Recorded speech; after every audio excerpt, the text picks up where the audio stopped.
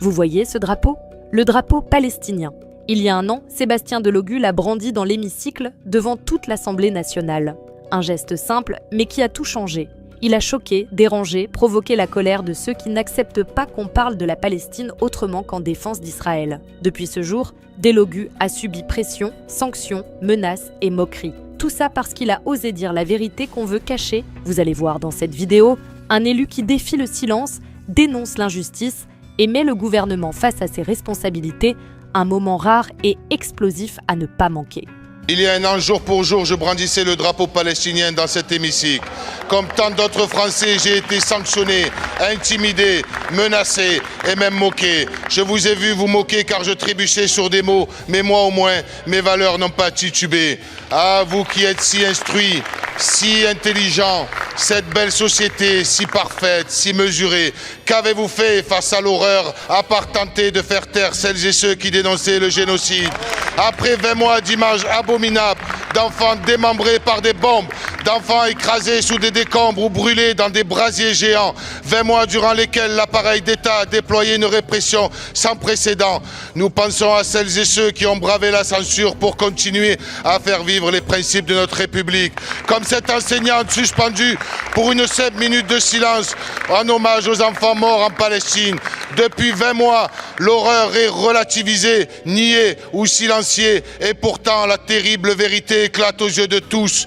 Beaucoup retournent leur veste, non pas par souci d'humanité envers le peuple palestinien, mais pour réhabiliter leur petite personne et faire oublier leur complicité politique et morale avec ce génocide.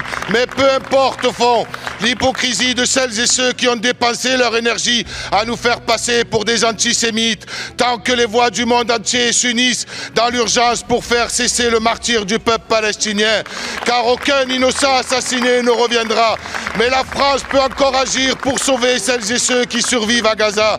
Alors, monsieur le Premier ministre, ne nous refaites pas vos discours vides qui plaisent tant à celles et ceux qui préfèrent les belles paroles aux actes, justes. Qu'attendez-vous pour suspendre l'accord d'association avec Israël, décréter un embargo sur les armes et surtout, reconnaissez enfin l'État de Palestine?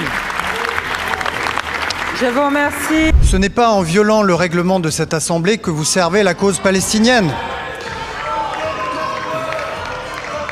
Ce n'est pas en proférant des outrances à l'encontre du gouvernement de la France que vous servez la cause palestinienne. Du mauvais côté du règlement, mais du bon côté de l'histoire, monsieur le ministre. Ce que Sébastien Delogu dénonce, c'est la lâcheté d'un système politique français qui préfère fermer les yeux et se ranger derrière Israël. Un système où les discours officiels, ceux qui viennent de ministres comme Jean-Noël Barrot, sont faits de paroles creuses, vides, destinées à calmer les esprits sans rien changer sur le terrain. Delogu rappelle qu'on ne peut pas se contenter de beaux discours quand des enfants sont démembrés par des bombes, quand des civils sont écrasés sous les bombardements, quand des enseignants sont suspendus pour avoir observé une minute de silence en hommage aux victimes palestiniennes. Et il va plus loin. Il accuse ceux qui retournent leur veste, qui jouent les hypocrites en essayant de faire oublier leur complicité politique avec ce génocide. Parce qu'il ne faut pas se voiler la face, la France, comme beaucoup d'autres pays occidentaux, est complice par le silence, par les ventes d'armes, par le soutien diplomatique. Delogu dit haut et fort ce que beaucoup pensent tout bas, mais que personne n'ose dire dans cet hémicycle trop souvent silencieux. Il réclame des actes concrets, suspendre l'accord d'association avec Israël, décréter un embargo sur les armes et surtout reconnaître enfin l'État de Palestine. Mais ce n'est pas tout. Il dénonce aussi ceux qui préfèrent s'attaquer aux porteurs de cette parole, les accusant à tort d'antisémitisme plutôt que d'affronter la réalité du conflit. Pour Delogu, dénoncer les crimes d'Israël n'a rien à voir avec la haine, c'est un acte d'humanité, un combat pour la justice. Alors, monsieur le ministre, que comptez-vous faire face à ce cri d'alarme? Continuer les discours vides ou enfin agir pour sauver Gaza?